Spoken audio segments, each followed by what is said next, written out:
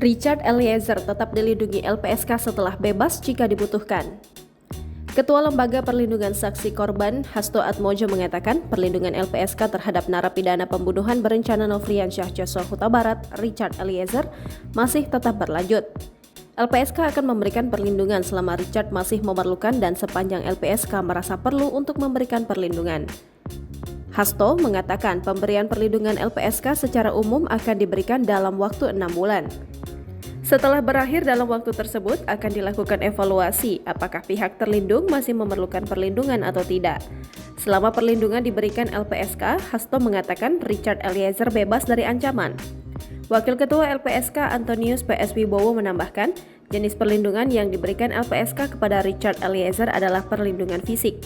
LPSK telah membentuk tim satuan tugas yang bekerja khusus mendampingi Richard Eliezer sampai ke dalam rumah tahanan. Sebagai informasi, Richard Eliezer merupakan terpidana kasus pembunuhan Nofriansyah Joshua Huta Barat atau Brigadir J.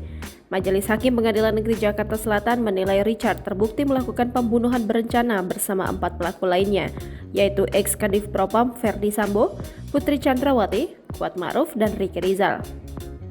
Richard divonis 1,5 tahun penjara, jauh lebih ringan dari tuntutan jaksa penuntut umum yang meminta ia dihukum 12 tahun penjara. Adapun hal yang meringankan Richard dalam hukuman pidananya karena ia dinilai sebagai saksi yang bekerja sama mengungkap fakta, peristiwa pidana atau justice kolaborator. Selain itu, Richard juga satu-satunya terdakwa yang permintaan maafnya diterima oleh keluarga korban. Jangan lupa subscribe, share, komen, dan like ya!